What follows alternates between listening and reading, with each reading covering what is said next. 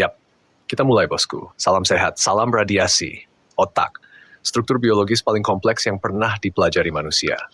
Beratnya sekitar 1,5 kilogram, tapi aktivitas metaboliknya luar biasa tinggi. Hampir 1/5 oksigen dan glukosa tubuh dipakai di sini. Energi itu tidak digunakan untuk bergerak. Ia dipakai untuk menjaga potensial membran neuron tetap stabil. Perbedaan muatan listrik yang memungkinkan sel saraf menghantarkan sinyal. Di tingkat mikroskopis, komunikasi terjadi di sinaps. Ujung akson melepaskan neurotransmitter ke celah sinaptik, lalu berikatan dengan reseptor postsinaptik. Proses ini memicu depolarisasi atau hiperpolarisasi, peningkatan atau penurunan aktivitas listrik. Secara sederhana, inilah cara satu sel berbicara dengan sel lain. Namun penelitian neuroimaging terbaru menunjukkan bahwa otak tidak bekerja seperti saklar on-off.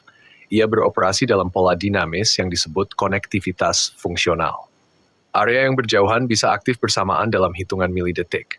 Artinya, kesadaran bukan berasal dari satu titik, melainkan dari integrasi jaringan luas yang saling sinkron. Kesadaran muncul ke informasi terintegrasi cukup luas dan cukup stabil. Dalam bahasa sederhana, kamu sadar ketika banyak bagian otak sepakat pada satu pola aktivitas. Otak juga terus memperbarui dirinya. Neuroplastisitas bukan hanya penguatan sinaps, tetapi juga pembentukan dendrit baru, perubahan ekspresi gen, bahkan neurogenesis terbatas di hipokampus, wilayah penting untuk memori. Itu sebabnya pengalaman, stres, olahraga, dan pembelajaran benar-benar bisa mengubah struktur fisik otak. Dalam kondisi inflamasi kronis atau stres berkepanjangan, terjadi aktivasi mikroglia, sel imun otak. Jika berlebihan, respons ini dapat mengganggu koneksi sinaptik dan memengaruhi suasana hati serta fungsi kognitif. Secara awam, peradangan jangka panjang bisa membuat otak bekerja kurang optimal. Regulasi tubuh juga dikendalikan dari sini. Hipotalamus memantau suhu, rasa lapar, keseimbangan hormon. Batang otak mengatur napas dan denyut jantung secara otomatis. Kamu tidak perlu memikirkan detak jantungmu karena sirkuit ini bekerja tanpa henti, bahkan saat tidur.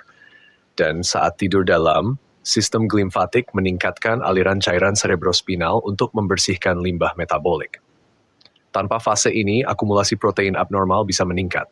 Jadi kurang tidur bukan sekadar lelah, itu gangguan pemeliharaan jaringan saraf. Otak bukan sekadar pusat pikiran, ia adalah organ adaptif yang terus menyesuaikan diri dengan lingkungan biologis dan psikologis. Setiap kebiasaan adalah stimulasi saraf. Setiap pikiran berulang adalah latihan jaringan. Sekarang pertanyaannya bukan apakah otakmu berubah. Pertanyaannya, kamu sedang mengarahkannya ke arah mana?